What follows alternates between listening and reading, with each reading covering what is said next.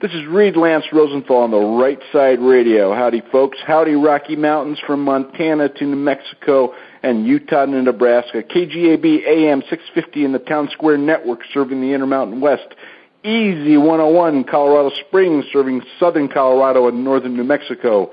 And Monster 780 out of Denver serving a whole bunch of people from Nebraska over to Utah. We have today Wayne Allyn Root. Many of you may remember him. He was a presidential candidate. He is an outspoken, shall we say, libertarian and freedom fighter. I've long wanted to interview you, Wayne, and welcome to the show. Hey, Lance, great to be on with you. You betcha. Listen, and by the way, you can call me Reid. Actually, people call me a lot worse, but whatever you'd like. Listen, what I want to talk about today is ObamaCare with you, because, you know, I think at its root, that act, it's insidious invasion into people's privacy, health, wallets, freedoms. I can't think of a better antithesis to what I believe you believe in your hearts of hearts relative to American values and freedoms. So let me start off with... Sure, go ahead. Well, all I was going to say was, listen, the first thing that everyone needs to know is that I've written the book on Obamacare and Obama. It's called The Ultimate Obama Survival Guide. And It came out April 15, tax day.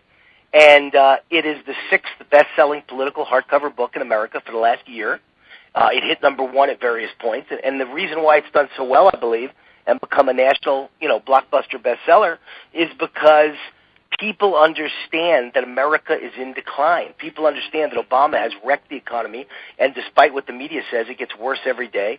And the key to all of it, as I said in the book, is ObamaCare. That's the key to every bad thing that Obama has in store for every one of us. Yes, I think it kind of encompasses his entire thoughts on social justice, redistribution of wealth, and government control, all rolled into one 2,700-page epistle. So, folks, the link to Wayne's books will be on the OTR radio site for all of you visiting the archives. I imagine you can get it on Barnes & Noble, Amazon, you name it, anywhere. Correct, Wayne? Correct. Amazon's the best place to go, though. Easy, point, click, boom, you got it. The Ultimate Obama Survival Guide. Very good. And, folks, what we're going to focus this show on, because Wayne has limited time, we're going to focus this show on what Obamacare means to you individually, your family, what you can do to fight back against this law and to protect yourself. So let's start off, Wayne, with just generally, what do you think about Obamacare and how it affects the individual and the average individual's family? Well, listen, all you need to know about Obamacare is Obama's number one supporters in the world are unions, and they are running away from Obamacare like it's a hand grenade. That's all you need to know. The people that loved Obama, that funded Obama, that elected Obama, can't stand Obamacare. They want it for you and me, but they don't want it for their employees. That tells you all you need to know. The head of the IRS, under oath, stated that he doesn't want to give up his current health care. He wants nothing to do with Obamacare. This is the chief of the IRS of the United States of America, whose organization, the IRS, is in charge of policing Obamacare, and him and his employees don't want to give up their health care for Obamacare. And how about telemarketers? Obama has hired a telemarketing company out of Northern California to promote Obamacare on the telephone to American citizens. That's how bad things are, is he needs to hire telemarketers to promote the thing. And guess what? The telemarketers are all part-time employees with no health care benefits. I think that's one of the funniest things I've ever heard. So even the company that's promoting Obamacare hasn't anything to do with Obamacare. And then I'll give you the last one. Congress, in the middle of the night a month ago, exempted themselves from Obamacare. So congressmen and women and their staffs don't have to use Obamacare. And even Obama is running away from Obamacare because he has, basically postponed two major swaths of Obamacare that were supposed to go into effect in the next year, and suddenly they're not going to go into effect till 2015, which conveniently is right after the 2014 elections. What does that tell you? He's scared to death that when you actually experience Obamacare, you will never vote Democrat again, and Republicans will win in a landslide. So I think all the problems, the disastrous problems of Obamacare are kind of come together with just those examples. Now you know how bad it really must be. Well, not to mention he's enlisting Hollywood, he's enlisting sports stars. I mean, he's enlisting the world to try and help him sell a bill which, he touted to us as the end-all, be-all. Yes, right. Anyway, Wayne. Well, it was the listen, Reid. It was the end-all BS. It wasn't the end-all be-all. It is the end-all BS. And basically, listen, I'm the guy who called this guy. No one in the country. I hate to say I told you so. I hate to brag, but I'm going to brag a little bit and say I told you so. I went to college with Barack Obama, class of '83, Columbia University. And although I never met him at Columbia University, which is very strange, because we only had a class of 700 students, and him and I were both pre-law and political science majors, according to Obama, and so maybe there were 100, 150 students that fit the same exact ID, and Obama and I were two of them, and I never met him, never heard of him, never saw him, don't know another student who ever met him or saw him. Very strange story, but having said that, let's assume he was there. All the students that I knew at Columbia openly bragged about the fact that they were communists or socialists or Marxists and that they hated America and they wanted to destroy the capitalist system. They wanted to bring the system down and bankrupt all the rich white people who were taking advantage of all the poor black and minority people. That's what I heard all day long ad nauseum for 4 years at Columbia University. So if Obama was there, believe me, he believes the exact same things, he espoused the exact same things, and this is how you take down the system. This is exactly what they all wanted to do back in 1979. This is their plan. Overwhelm the system. Wipe out capitalism. That's what's happening. Cloward and Piven. Overburden the system with social entitlement until it collapses. Absolutely. Right. And how do you collapse it? With spending, with debt, and with entitlements. And those are the three things Obama's using every day to collapse the system. Government spending out of control, and the debt out of control, and entitlements out of control, and then the biggest problem of all, as we keep saying ad nauseum, Obamacare. That's it, folks. It's all in all the other things, the advertising for food stamps, the increase in welfare enrollment, you name it, all the way down the line, $100 million trips to Africa. I mean, these are just kind of, shall we say, the icing on the cake. The big one is Obamacare. And by the way, Reid, I just got back from Africa. I just spent 2 weeks doing a speaking tour of South Africa. I was in Johannesburg, Cape Town, Durban, and then back to Johannesburg. Over 3,000 South African business owners came to my events to hear me speak. And it was I had a wonderful time. I went on a safari when it was over, and I had the time of my life. It was the trip of a lifetime. It was the farthest I've ever flown or traveled, and I met some really good people. And you know what kind of story they told me? South Africa, is run exactly the same as Obama's running America. It's all about the color of your skin. It's all about reverse racism. What used to happen was terrible. We all agree apartheid was awful and nobody supports apartheid. But how about when you reverse it and suddenly an entire country is run so the only way you can hire someone is if they're black? And if you fire someone who's black, well, they've got a job for life, because if you fire them, they'll basically own your company. So once you hire them, you can never let them go because of the color of their skin. That's how South Africa is run. Everything is for the color of your skin being black. And affirmative action doesn't work, because South Africa, what I saw, was the most incredible poverty I've ever witnessed in my entire life, and the people who were poor were all black. So if a black president and a black majority Congress there, basically all their leaders are now black, African, no white control of any kind, and yet what have they done for their own people? And the answer is nothing, because the poverty is overwhelming. It made me want to cry almost when I saw the shanty towns with no running water and no sewage. No sewage treatment of any kind, no sewers. We see the same thing happening in America in the urban cities. I mean, look at Detroit. Look at Detroit. No, look at Detroit. 2 plus 2 is 4, and it's not 5, it's not 3.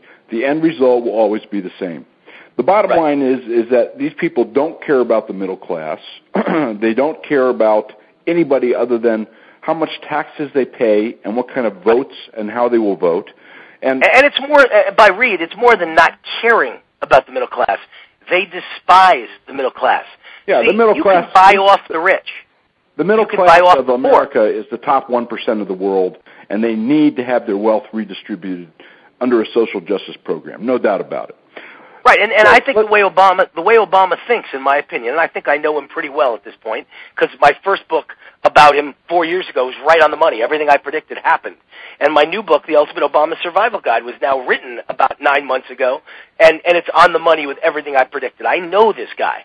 And the way Obama thinks is the rich can be bribed with bailouts and stimulus and government contracts and green energy contracts. I'm going to take care of the ultra super rich with the private jets. They're going to make billions of dollars, and they're going to kick back hundreds of millions to my political campaigns. And the poor can be bribed and bought off with welfare and food stamps and disability and unemployment and 1,000 other programs, free Obama phones. But the middle class makes just enough money that they're independent-minded and they don't want welfare and they don't want free Obama phones. But they're not rich, they don't control big corporations, so I can't bribe them with bailouts and stimulus.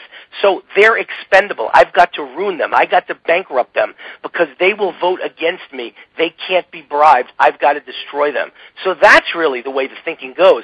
We need a two-class society in the mind of a socialist Marxist like Obama. It's the rich and the poor. He doesn't want any class in between. I happen to agree with you entirely. Folks can go back on my archives for the last 3 years. I've been saying the same thing.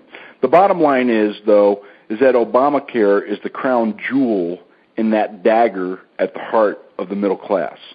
So, Wayne, number one, how will it affect a typical middle-class individual and their family? Give us like 5 key points. Well, let's start with why Obama wanted Obamacare in the first place. What's it all about? You have to figure out what it's about, who benefits, before you can figure out how to beat it.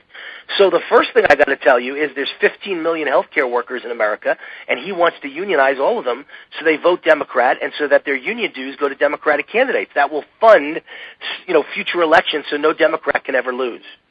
So 15 million. Guess how much money that equals in union dues? $15 billion. At $300 to $500 a year, that's close to $1 billion. $1 billion per 1 million new union employees. So it's right. a $15 billion pot that's being created by Obamacare. Number two, I think the other big thing is Big Brother. Obama likes government in charge of our lives, having total control, and Obamacare gives him that. Number three, he wants to wipe out conservatives like me and you. And so the same way he used the IRS to attack conservatives like me, he's going to now use the IRS to oversee health care to attack conservatives like me. So good luck when someone like me is an outspoken critic of the president. When I get cancer, they're not going to pay for the expensive cancer treatment. They're going to withhold it. They're going to lose my bills in the mail. The doctor's not going to get paid. And they're going to make sure that I get the worst treatment, and they're going to make sure that my doctors aren't reimbursed, and in the end, they'll get rid of me. So forget death panels. It's much worse than death panels. At least that was deciding. The idea of death panels is you'll die because you're too old and you're too expensive. This goes much further. Now that we see the way the IRS operates against Obama's enemies, of which I was on that list, I can tell you right now, Reid, when you need medical care, it's not a matter of how old you are, how expensive it is. It's whether you're on Obama's side or not. And if you're an outspoken conservative, you're not going to get medical care. That's what this is. I happen to agree with you 100%. I happen to agree with 100%, and I believe that the information being collected by the NSA and other like outfits will be used for exactly that purposes and will be shared with HHS and the IPAB. Yeah, I agree. And so, you've got a disaster. And the third thing is really the most important one to Barack Obama, the third reason for Obamacare. Or I say now we're on the fourth. The fourth reason for Obamacare is that Obama's goal is to get every person in America, in particular the middle class, either bankrupted or hooked on government or both. Theoretically, both. They want you to be out of money, and then you need government to save you, so you welcome socialism. And Obamacare, even the IRS admits that, or estimates, by the year 2016, so that's just 2 years away, 2.5 years away, Obamacare will cost $20,000 a year for the average American family to buy health care. Yeah, well, $20,000 a year. If you dig into the CBO reports, there's a $1.3 trillion shortfall over the next 10 years, and that's after $675 billion in new taxes, of which two-thirds were directed against the middle class. He promised not to tax, not one dime. And, you know, that $1.3 trillion, as I keep telling people, there's only one source. It's your pockets and your property, folks. That's all there is. Right. So, and that, by the way, $20,000 a year, Reid. And that, by the way, is on top of the $20,000 a year premiums. Right. I mean, and my question is, who can afford these premiums? The answer is nobody. The middle class will be bankrupted and or forced to put their hands out like a welfare queen and say, please save us, Mr. Obama. And then Obama's got you. He's like the mafia. He's the Obama crime family.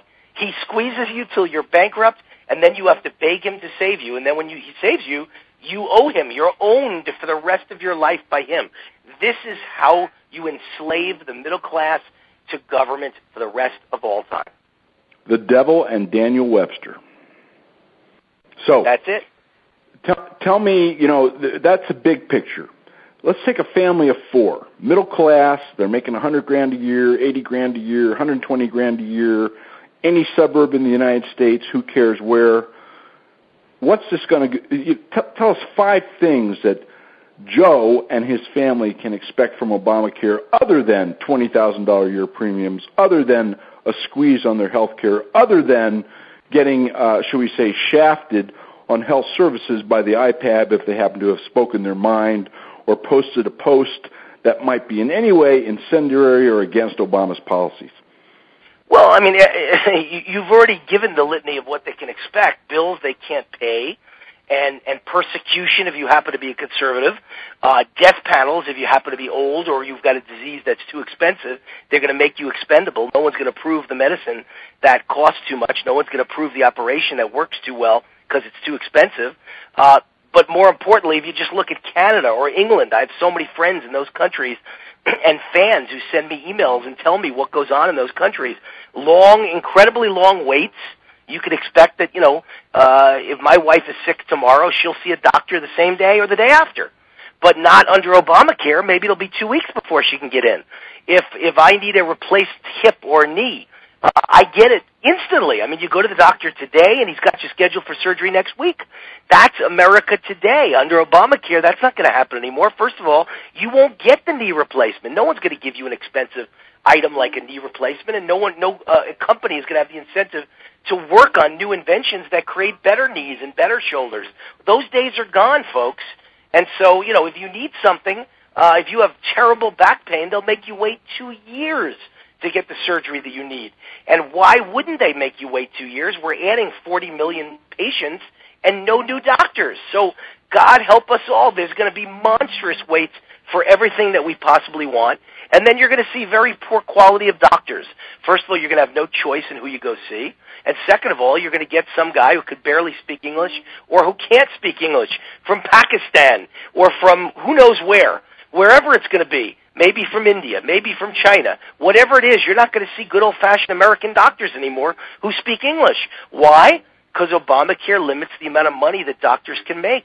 So no smart American is ever going to go into that field again. There's not going to be any American doctors because you're better off going to Wall Street where you can make serious money. There's no reason to be a doctor anymore if you can't make $1 million a year. So you're going to find people who want $50,000 a year to be a doctor or a surgeon. They're going to come from foreign countries. They're going to have inferior educations. They're barely going to speak English. They're going to have no interpersonal skills. And so good luck to all of us. I mean, that's really the truth of what's about to happen, Reid.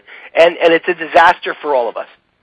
I happen to agree with you 100%. And to go one step further, under the regulations of Obamacare, even if you have a Cadillac insurance plan, even if you have the money to pay for a service, they can deny authority to the doctor to provide that service to you, even if you're going to pay for it out of your pocket. Right. I understand. I mean, now listen, here's the problem. The real problem we haven't even gotten to yet, which is that Obamacare is 2,000-plus pages, and that Nancy Pelosi said, well, we got to pass it in order to read it and figure out what's in it. None of us know what's in it, including Nancy Pelosi. It was written by lobbyists, who are out to destroy America, just like all my college classmates at Columbia University. And so God knows what's in it. There's all kinds of traps waiting in those 2,000-plus pages that none of us have ever read and have no idea what the outcome will be of these new radical ideas and new radical programs. So, scary, scary stuff, and not good for America. And then on top of that, you have thousands upon thousands of pages of additional regulations. For instance, the October 1 date, which most people aren't really cognizant of, but that's coming up, and correct me if I'm wrong, but that's the point at which the individual mandate, business has been exempted now, all his buddies have been exempted, the unions have a waiver to 2018, but the individuals, i.e. the middle class, which he says he's for, but really not, as you and I have discussed, that individual mandate is coming up on October 1, which means if you don't have insurance, you're going to pay a fine. Additionally, some new regulations just came out from HHS. Tell me what you know about this, Wayne, and that is if your dependents don't have insurance, you will be liable for their fines. It's truly remarkable, and listen, anybody in their right mind who has now read about the IRS scandal and how Obama used the IRS to try and destroy his political opposition, of which I am a prime example, Reid. I was attacked viciously by the IRS. It took 2 years to fight them off. God knows what my total legal bill was over those 2 years. I've been afraid to ever add it up. I don't want to know. But, I fought them. I fought the good fight, and I won. And I beat them, and I owed absolutely nothing. A judge threw the entire thing out in tax court. And guess what happened? 5 days later, new IRS audit.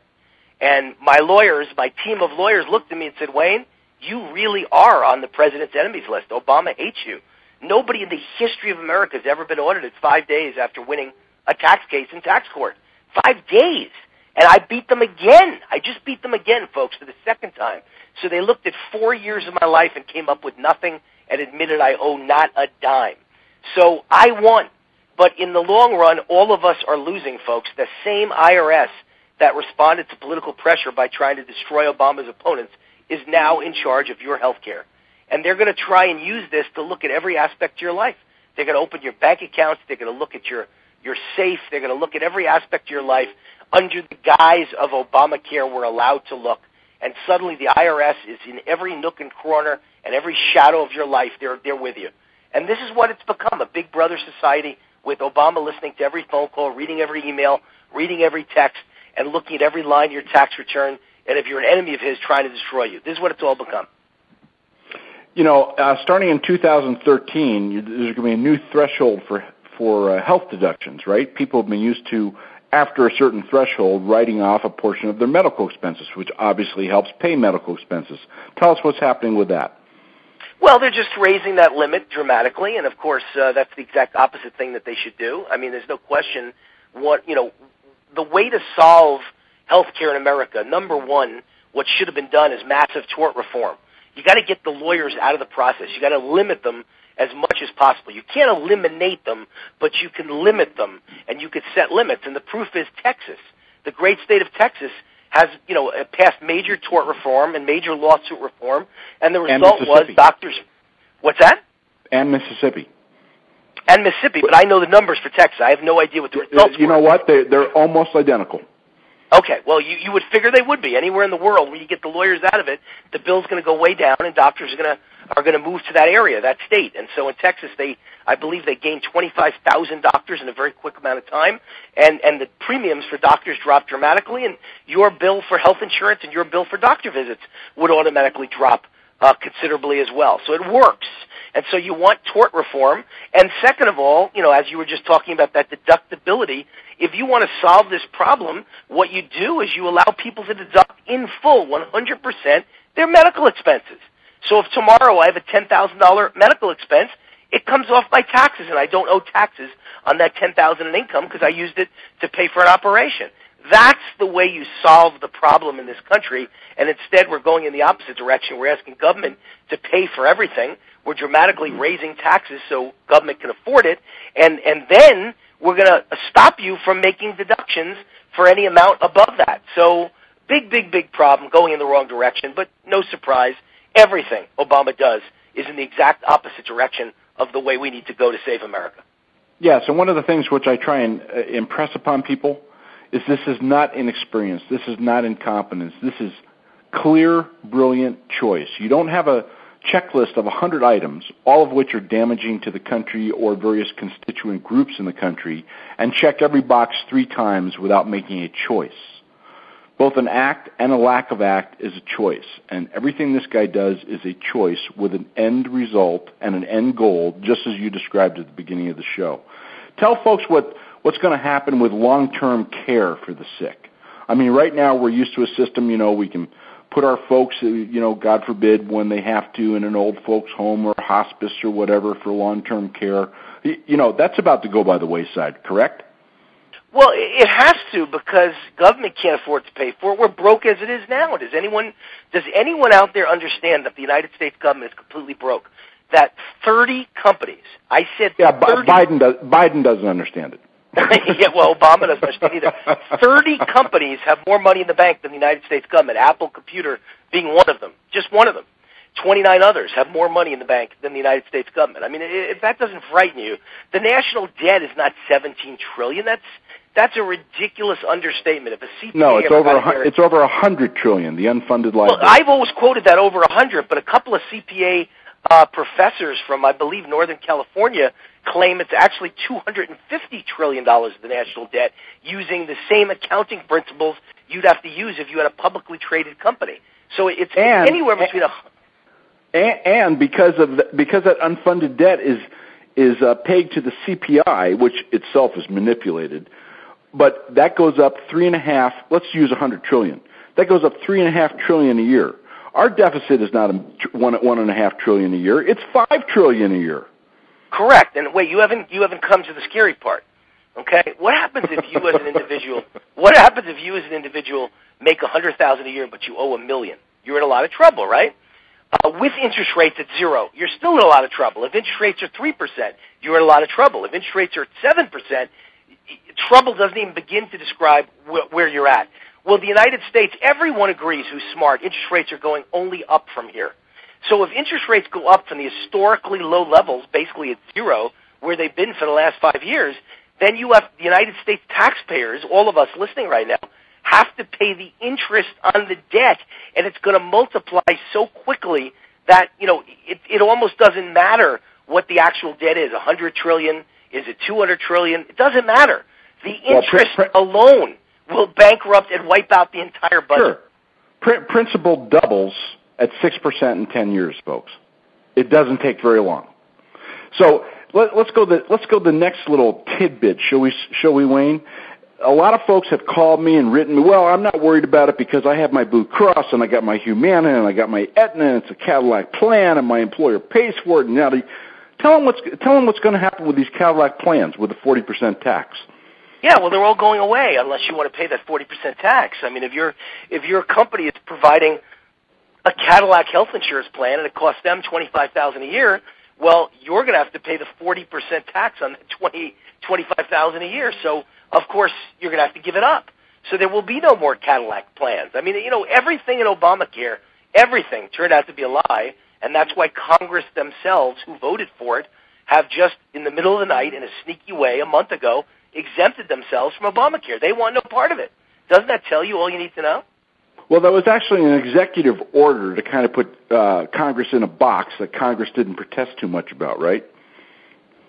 Yeah, they didn't protest at all. No, they were very happy. Yeah, but I mean, pretty clever of Obama to put them on the opposite side of the American people, and shame on Congress for not standing up, except for some representatives, and saying BS, calling BS on this. But anyway, the whole thing is scummy, whether it was done by executive order and acquiescence on the part of Congress or by an actual vote of Congress. I mean, it's really dancing on the head of a pin. Look, one of the things we've been talking about in my series on Obamacare, you are the fourth show, and the last show, folks, is going to be how we fix this, how we get rid of this bill and replace it, which is one of the things Republicans are lousy at explaining. But, Wayne, we have a doctor shortage right now. I mean, I see numbers anywhere from 45,000 to 75,000. A lot of experts say about 68,000 doctors short. Most experts predict 125,000 doctors short by 2020. So, what are we going to do about that? Well, like I say, we're not going to do anything about it. There'll be less and less doctors because anybody smart will understand that you can't go into medicine anymore, and so we're going to be importing our doctors from, the University of Bermuda Medical School and the University of Tanzania Medical School and the University of Fiji Medical School, because no one in America is going to grow up and want to go through basically 15 or 20 years of schooling in medical school and basically being an intern in the hospital and for no money. They're not going to do that so that when they finally become an MD, they make $50,000 a year. Not going to happen. And there's no incentives in the bill. I mean, I had a proponent, an administration mouthpiece, Timothy Jost, on the show 2 weeks ago. He was trying to tell me how all these wonderful plans are in place in Obamacare to get more doctors. There's going to be certain types of loans and grants and that kind of stuff. I said, well, how are they going? If their income is limited after they become a doctor, how are they going to pay back these wonderful loans? He didn't have an answer for that. Well, and of course, if their income is limited, why would they go ahead and become a doctor in the first place, even if it's free to become a doctor? Well, it doesn't matter. I mean, who's going to spend 12 years of their life and not be compensated for it? Never mind. Yeah, but you know who thinks like that? Democrats. In other words, they don't understand the argument you and I are making because Democrats at least claim to be not care about money. I mean, it's a lie, but they claim that money doesn't matter to them, and they claim that they don't need to make $1 million a year or $2 million a year. So in their minds, why wouldn't someone go to school for 12 years and finish top of their class and go through grueling weekends of studying and never have any fun, never have a chance to date until they're 35 years old and they're finally a full-fledged doctor? Why would you go through a lifetime of sacrifice like that to make $50,000 a year? Well, I guess to a Democrat, it's not a big deal because they don't aspire to make more than $50,000 a year. At least that's their claim. Yeah, well, unless it's in campaign contributions. Listen, what are 5 things that people can do to protect themselves against this bill? You have this fixation with 5. You well, like 5, okay. Reid. 3, 4, give me 5 10, of this and whatever. 5 of that. Let me just give you some ideas. I'm not worried about whether it's 5 or 4 or 10. Let me just give you some ideas. There's not much you can do. I mean, it's going to be the law of the land, and it's going to be, it's the new Medicare. It's going to bankrupt the country, and you can't get rid of Medicare. You can't get rid of Social Security. How the hell does anyone think you're going to get rid of Obamacare? You can't. Not with the people we have in Congress, the Republicans, who are total cowards that won't defund this thing. They have the ability to do it, and they just won't do it because they're scared to death of the backlash. So I don't know what to tell you. I mean, the things that I can advise to you all involve money. In other words, I have nothing I can do to help the average middle-class person. You got to make money. If you make enough money, then you're going to hire a doctor who's like a concierge. In other words, you're going to spend $3,000 a year to have a private doctor. Yeah, but so that doctor will see your family with no wait. That's going to be illegal. You're going to have to go to India for your private doctor. Yeah, well, and if you're sick and something's wrong, something like a knee replacement or a shoulder replacement, any of the common things, a hip replacement, you'll have to go get it done in India or Brazil or Panama or Costa Rica, all the areas that have medical tourism. And instead of spending $200,000 on a knee replacement, which insurance pays for, you're going to go to a place like Costa Rica and they're going to do the same procedure for $5,000 American cash. And so, you need a concierge or you need to go to another country to get major things done. Those are some ideas I can give you. You're going to need to eat healthy. I know it sounds kind of simplistic, but you're going to have to live the life that I live. I'm a guy who works out 2 hours every day and pops 100 vitamin pills a day and eats mostly organic and healthy and holistic. And the result of that is I'm never sick. And when I say never, I mean I'm never sick. I've never been sick a day in my life. I've never been to a hospital. Other than to see other people. I never had to have surgery in a hospital. And so you're going to need to take better care of your health. You better throw the cigarettes away. You better throw the beer can away. You better stop drinking. You better not take any drugs. Because if you get sick, you're going to be in the Obamacare system, and it's a nightmare. You don't want to visit hospitals because they're run by the government. And your bills are going to be paid by the government. They're going to stop you from getting the treatment you need. So my answer to you sounds simplistic. Don't get sick. You better take care of your body. That's my best answer for everybody listening right now. Well, I happen to agree with you 110%. There is there's one other thing I think people can do, and they can start putting away some shekels, even though health savings accounts have been abolished, shall we say. But they can start putting away shekels. They won't get their tax deduction as they normally did in the past. So that if they do have to fly to India, if they do have a life-threatening thing, they do need immediate treatment, which they are not going to get in the United States. If it is approved, folks, that you have the money to do that, because it could save your life. That savings account is a lifesaver, perhaps, in the future. Well, and the other lifesaver, Reid, is prevention. An ounce of prevention is the cure. And so you want to be preventative at all times. You don't want symptom-based treatment. You don't want to find out you have cancer or heart disease or diabetes or stroke and then go into the system. You want to make sure you never get sick in the first place. So preventive medicine is what matters, and you will have to pay that out of your own pocket. Basically you're going to have to go to holistic doctors, vitamin doctors, who don't worry about, medicine, chemicals, pharmaceutical prescription pills. They don't worry about radiation or chemotherapy. They treat you with vitamins. They treat you with herbs. They treat you with acupuncture. You're going to need to go to preventative doctors to keep yourself from getting sick in the first place, and that's going to have to come out of your own pocket. So yes, you better save some money, because you don't want to depend on the government to save your life, because, folks, they won't. Wayne, what's a website that they can go see your stuff at? Root4America.com, because, of course, I'm Wayne Root, so I root for America, ROOTFOR, for America.com. Or, of course, go to Amazon.com to get my latest book, The Ultimate Obama Survival Guide, a national bestseller, packed with 450 pages of great information on how you can make money and protect your assets and protect your family and fight back against Obamacare, all packed into the Ultimate Obama Survival Guide at Amazon.com or my website, Root4America.com. And folks, once again, both the website and links to Wayne's books will be posted on the OnTheRightSideRadio.com archive site, so do it. You owe it to yourself. You owe it to your family. Get involved in the fight against Obamacare, and in the meantime, protect you and your family. Wayne, it's been an absolute treat. Thank you very much. Hey, thank you, Reid. Anytime. I look forward to coming on again soon. It is the spring of 1855. America is on the cusp of her great westward expansion and on the threshold of becoming a world power. The promise of land, freedom, self-determination, and economic opportunity is known worldwide, drawing immigrants from every continent, eager to exchange lives of drudgery and emptiness for the hope and romance of a country embarked on the course of greatness.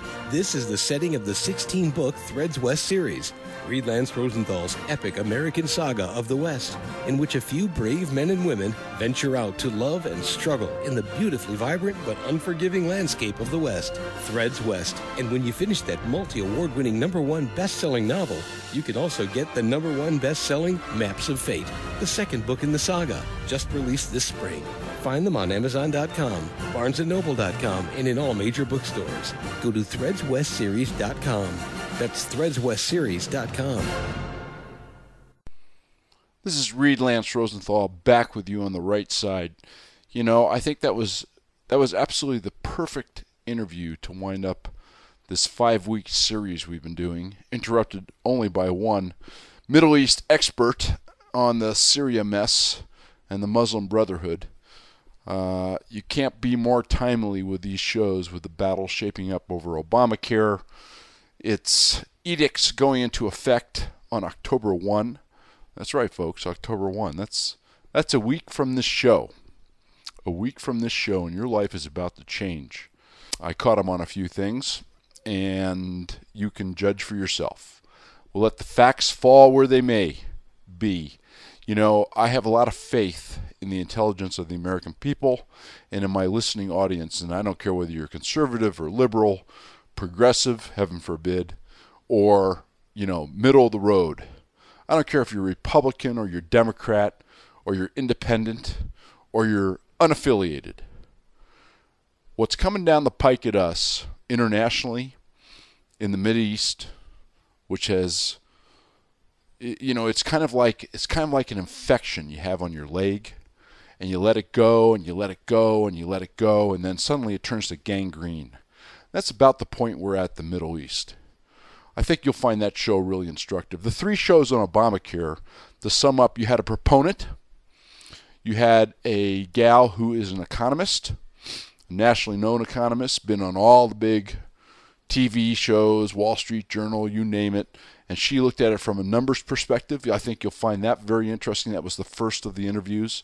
The second of the interviews was a gal who is a specialist in what Obamacare will do to women.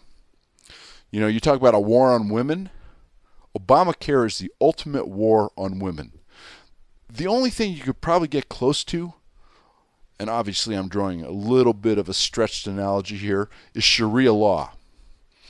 I think you gals know what Sharia law thinks about women, right? Your property, your chattels.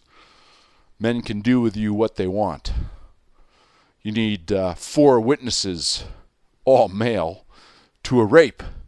Otherwise, if you report the rape, you're stoned to death because you were unfaithful. I can go on and on. I don't need to. I'm sure you've heard the stories. They're all true. Obamacare is kind of a civilized Sharia when it comes to women. You think you're getting this great big deal because you're getting $10 a month in birth control pills? I'll tell you what, folks, you better look a little deeper, you gals, and the men and children who love you. Because what it does is, particularly if you're over 50, it rocks and socks you. Those preventative screenings for cervical cancer, mammograms, they all get phased out. As you get older and older, you know, you need less care. Did you know that? That's right. Women account for more than 60% of all healthcare expenditures, and they live longer. Obamacare doesn't work too well if you have lots of old people living too long.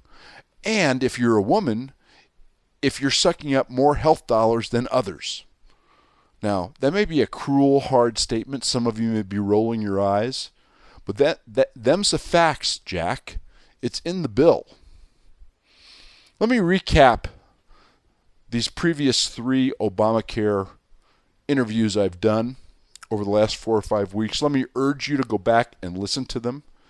If you listen to these 4 shows, including the interview today, you will know more about Obamacare than 99% of the population of the United States, which, by the way, is not only a compliment to you, it is a sorry statement on the disengagement of many people from our society, our politics, our fiscal woes, and yes, even our own health.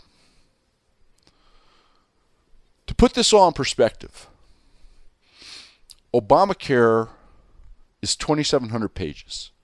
It only needed to be 200 pages.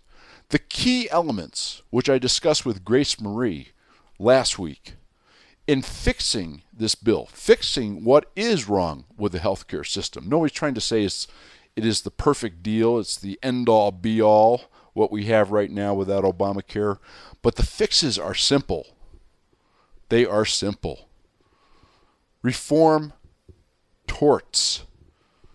Get that malpractice insurance that doctors have to pay $300,000 each, some of them, down. That lowers costs. The big pharmaceuticals, they got their $80 billion goodie for supporting the deal. Too bad. Let's promote generic drugs. Save our citizens, including our senior citizens, $80 billion a year in prescription drug costs, thereby also alleviating costs across the whole system. Let's allow insurance across state lines. Have real competition out there. That does not exist under Obamacare. It's a problem with health care for the last 20 or 30 years. Obamacare does nothing to fix it. Let's put in a fraud panel. 15 people appointed by somebody with no political stake. 5 forensic accountants. 5 doctors who know how to game the Medicare and Medicaid system. And 5 gnarly attorneys to pursue fraud. You know what the savings of just those simple steps are, folks? About $400 billion a year. And that $400 billion a year can then be used without new taxes, without putting a damper on the economy, without this labor employment pool going to part-time rather than full-time, as you're fully aware, and we're going to talk a little bit more about here shortly. $400 billion will take care of previously existing conditions. It'll take care of folks who want to stay on their parents' insurance till they're 26, etc., etc. This is just common sense, free market approach, and it'll work. But you got to understand that the premise of Obamacare is not, let me underline this, not your health. It is not lowering costs. It is not providing a higher level of quality care for many more people. Obamacare, as you've heard in these last 4 interviews, actually will still not insure 30 million Americans. And we're not talking illegal aliens. We're talking about U.S. citizens. The illegal alien thing is a whole nother subject. It will not lower costs. They are projecting $2.7 trillion costs. You can go to the CBO between now and 2023. $265 billion a year by the year 2023 to keep this program going. And since when has the government ever undercut its projections? I think you know the answer to that. 10 times $265 billion, folks, is $2.7 trillion. We were promised $940 billion cost. You can go to Google and watch the videos yourself. The president and Nancy Pelosi and Harry Reid and etc. The funding for Obamacare, which we discussed with The Economist, is only $1.3 trillion. That's $675 billion in new taxes. If you want to go back further in the archives, I did a show just on the Obamacare taxes. Just type in the search bar, Obamacare taxes. It'll come right up. Listen to that show. Remember the president telling us that if you make less than $250,000 as a couple or $200,000 as an individual, you won't pay one more dime. Not one more dime. That's his exact words in taxes. Nonsense. 480 plus or minus billion of that 675 billion in 21 new taxes to support Obamacare comes out of the pockets of people making less than $200,000 a year. And by the way, half of that comes out of the pockets of people making less than $60,000 a year. And that doesn't even include the mandates. We didn't get much into that in these interviews.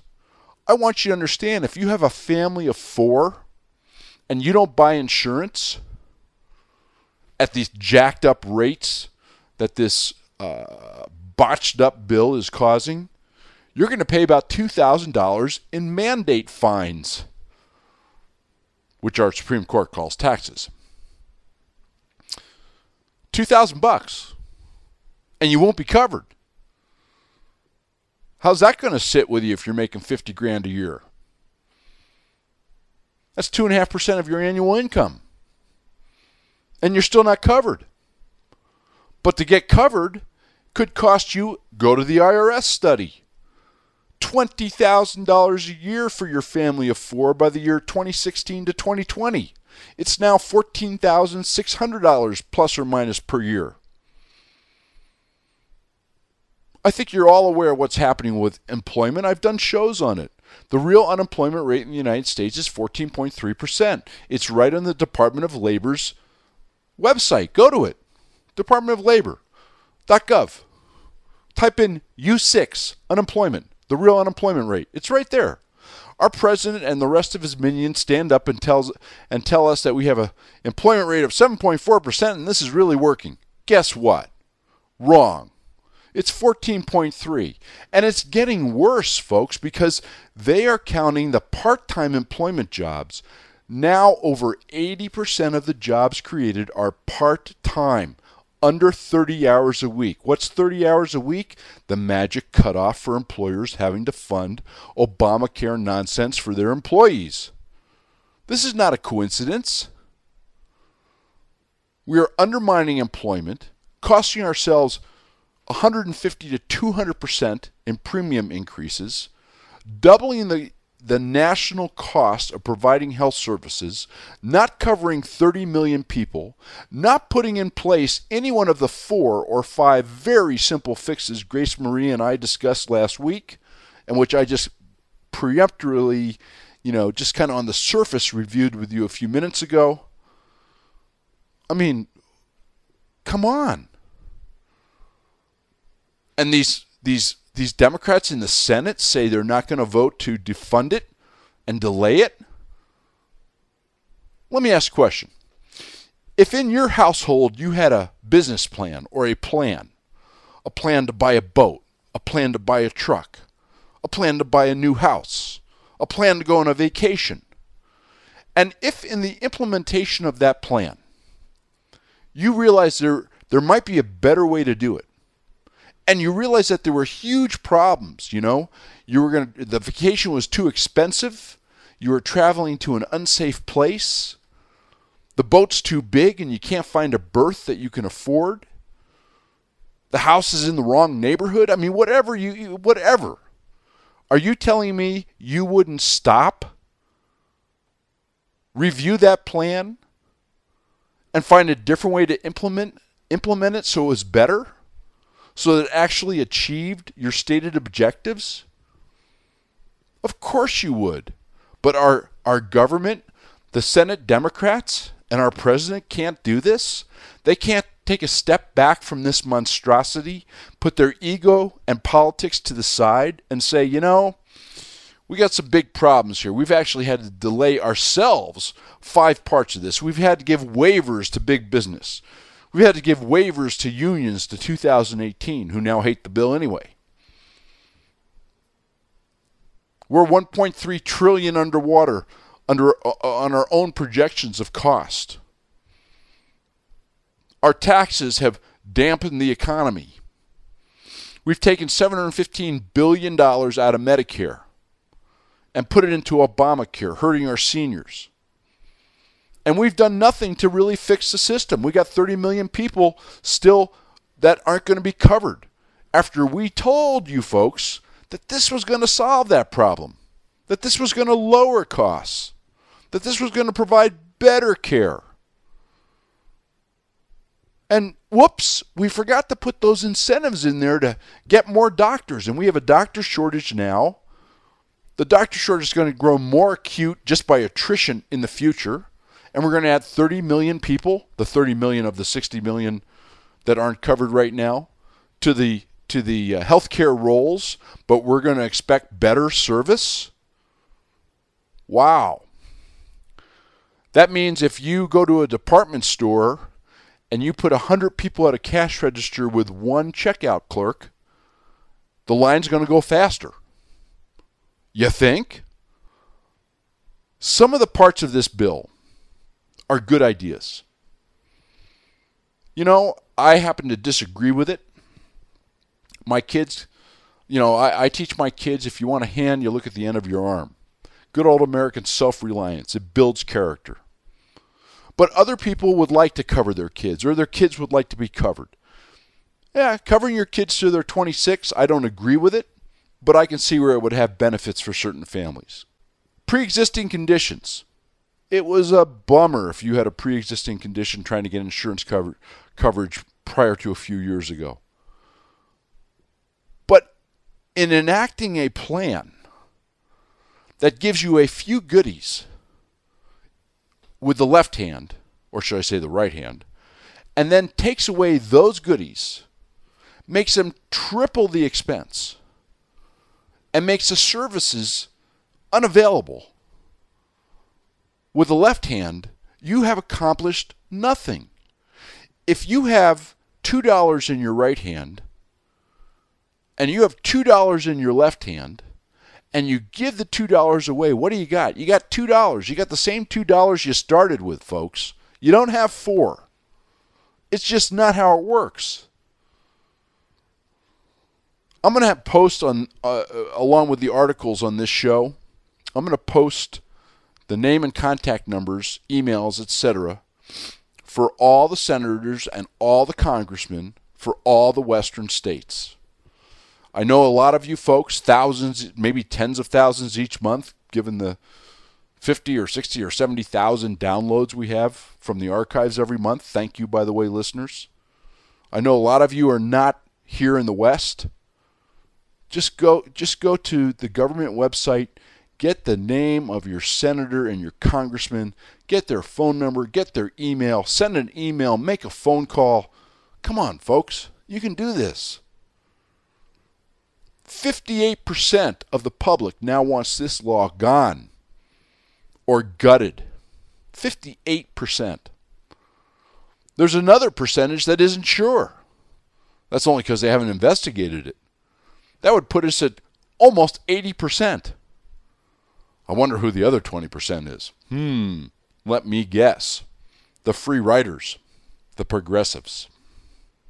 This bill does not lower costs. It increases them. This bill does not provide better care. It decreases it. This bill does not provide better access. Quite the contrary. Understand this. If you have your little ObamaCare card in your pocket, that card is not what's going to cure your ailment. That card is simply an entree to services which you're going to have to wait a long time for. You know, hip replacements, knee replacements, non-critical surgery. The wait times are anywhere from 12 to 36 months in Britain and Canada. Canada is backing away from their system. It's one of the reasons their economy is stabilizing and their dollar is stabilizing, unlike ours. The card does not cure you. The services and the providers that give you the services is what cures you. If there's not enough of them, and there's too many patients, you can't get the services, folks. The card in your pocket means nothing. We have a chance to derail this bill. We have a chance, and you'll see in the articles posted with this show, what some of the and Grace Marie's show, by the way, last week. You'll see articles I have posted for you to read about the alternative plans that are now being brought to the floor in the House and the Senate. I think the Republicans and the conservatives are way late in doing this. That's another topic. You know, I'm as disgusted with some of them as I am with the progressives, the Democrats, and the liberals. But they are finally getting it done. And you should read those alternative plans. Are they the cat's meow? No. Are they the thick, creamy chocolate icing on the wonderful vanilla cake? No. But I'll tell you what, they're a hell of a lot better than Obamacare. And nobody says this all has to be fixed at one fell swoop. But I'll tell you what, we have to survive as a nation. You have to survive as a human being relative to your own health. And we have to survive economically, both as a country and as family units, to eventually really fix what's wrong here. And that's not going to happen with Obamacare. Your fiscal survival as a family is going to be challenged. The economic viability of this country, already highly damaged by questionable policies, actually under George Bush and then accelerated to exponential warp speed by Obama. We may not pull out of this hole. I'm not being an alarmist. You know, when you run out of money, you run out of money. If the world decides they don't trust the dollar, we're done. And we're headed pell-mell in that direction. There were reports just in the last week, go read them, from the CBO, the Congressional Budget Office, and the General Accounting Office. And basically what they said is, we are on an unsustainable path. Let me interpret that for you. If we don't fix this, we're broke. Actually, we're already broke. How about this? If we don't fix this, not only are we broke, we will never be unbroke. That's political speak for we're in a world of hurt. Read the reports. It's by the government. This is while our president sits up there and tells us how wonderful the economy is doing. To be followed a day later by the Federal Reserve Chairman saying, well, this economy sucks. I'm going to have to keep pumping money in it. I mean, this thing is, if it wasn't so dangerous, if it wasn't so dark, I'd even use the word evil, it would almost be laughable. This is happening right now in Washington, D.C. while this show is airing, while you're listening to it. The future of this country, the future of your personal health, the future economics of your family is being debated. I suggest strongly that your voice be part of that debate. Email all your reps. Call all your reps. Get others to do the same thing. If you go online, there's several petitions with millions of names on them saying, defund, stop, delay, whatever. Sign one. Be an American. Stand up. Stand up. This is Reid Lance Rosenthal on the Right Side Radio.